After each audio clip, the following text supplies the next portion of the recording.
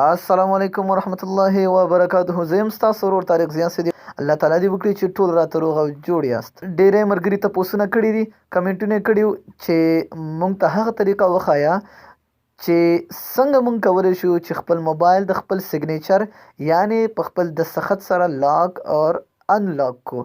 نو دوستانو ډېر یو اسانه طریقه ده. نو په دغه ویډیو کې به انشاءالله زه تاسو هغه طریقه ښیم چې څنګه موږ هغه طریقه استعمالولو شو. خو د هغې نه مخکې که چېرته تاسو زموږ چینل ته نوي یې او تر اوسه پورې مو زما چینل نه وي سبسکرایب کړی، نو تاسو څخه هیله کېږي چې سبسکرایب بټن ووهئ، خوا کې ورسره د غنټې نشان هم پرس کړئ تر څو زما هره ویډیو تاسو ته د نورو ملګرو څخه ډېره مخکې در ورسېږي. نو دوستانو ستاسو وخت ډېر نه نیسم، راځئ چې ویډیو شروع کړو.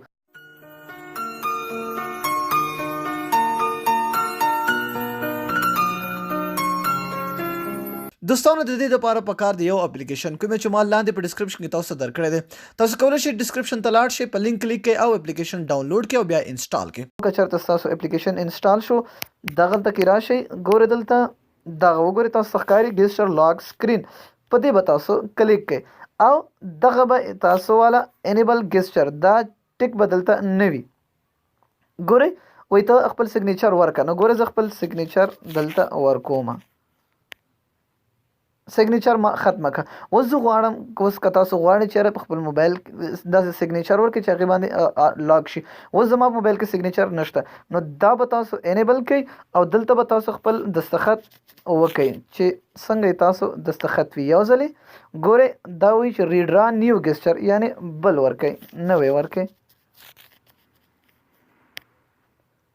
ګورئ دوستانو اوس زما موبایل ته لاک ولګېد، زما د دستخط نه بغیر به دا نه کولاویږي. دوستانو زه لاک کوم نه سکرین، که چېرته زه لاک کوم نو بیا ریکارډینګ ودرېږي. نو بس دغه طریقه وه، ډېره اسانه طریقه ده. ښه اوس ګورئ دلته لیکلي انویزیبل ګیسچر. نو دوی نه مطلب دا دی که چېرته ستاسو سیګنیچر ورکوئ ستاسو سیګنیچر ښکاره شي او که نه، نو که تاسو غواړئ انویزیبل کړئ یعنې نه دی راځي، او که ویزیبل کړئ نو بیا اټومیټیکلي ستاسو دلته چې تاسو د سیګنیچر رنګ ښیي چې کوم رنګ سیګنیچر وي. تاسو به وکتل چې زما سیګنیچر د شین شانتی و.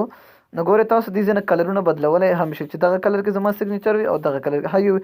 نو په اوکې باندې به کلیک کړئ، ستاسو د سیګنیچر کلر به بدل شي.